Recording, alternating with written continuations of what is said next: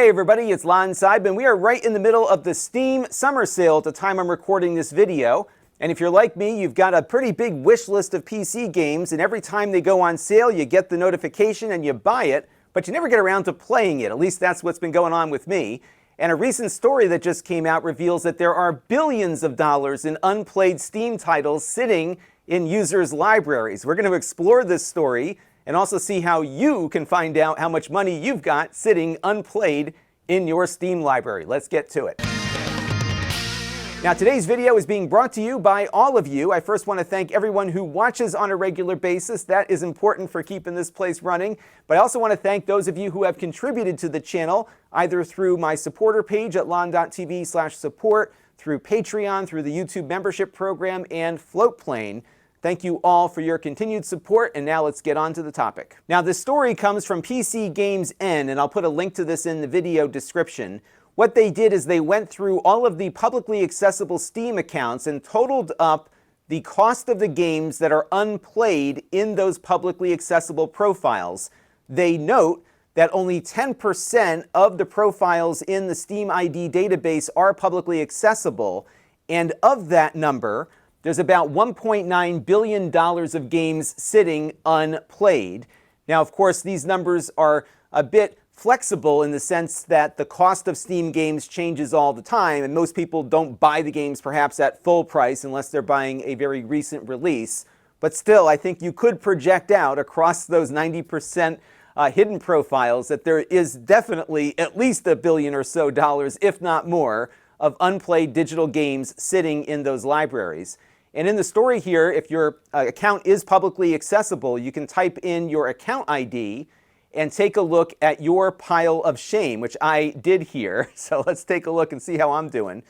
They estimate that I've got about $4,000 worth of games in my Steam library, but $1,931.21 of those are not played.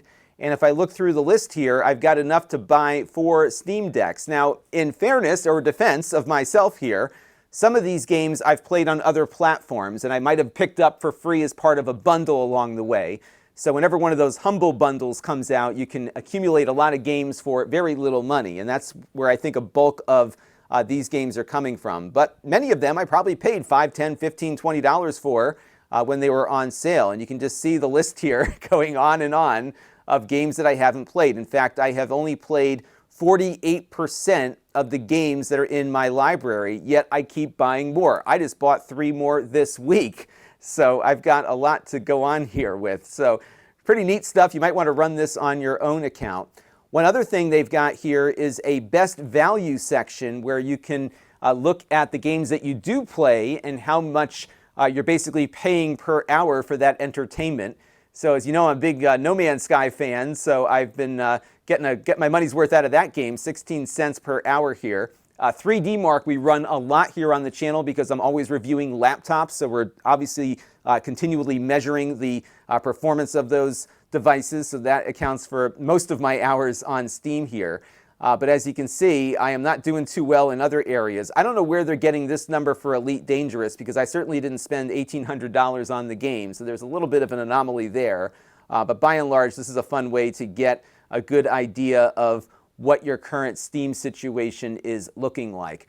There's also ways inside of the Steam interface, if you don't want to make your profile public, to also see what those unplayed titles are. Let's have a look at that. So if you don't want to share your Steam library with the world, you can do your own analysis inside of the desktop interface here. Right now, I've got the group by collection set to off, so I get all of my games here in one spot, just in alphabetical order. And if I wanted to see which games have not been played on my account, I can click on Filter here and go to Play State Unplayed, and that will immediately narrow the list down. There will be some doubling up because some games have like dedicated servers that show up on the list here, but generally you'll be able to quickly work your way through the list. If I save this as a dynamic collection, what will happen here is that Steam will keep track of the games that I play and take them off the unplayed list as I go. And that will work across every device on my account. So as I pick up my Steam Deck and play a couple of games on the couch, as I work my way through here, those games again will remove themselves from this list here. And that's one of the cool things about dynamic collections. You can also, of course, have them run by genre. You could maybe make a collection of unplayed action games if you're in the mood for that. So there are some ways that you can make your situation a little bit better here. But here is the list of all the games that I purchased in one way or another that are all just sitting in here. So I've got some work to do on my front. But definitely check it out, because I'm sure you've got probably weeks, months, years of entertainment that you've already paid for in some way, shape, or form that are going unplayed. One of the issues I have with Steam and digital libraries in general is that you don't really own any of this stuff. So although I've paid them money and I have these games that I can play for as long as I'm around, there are instances where something could happen to your account and all of those licenses could get revoked and you could no longer play anything.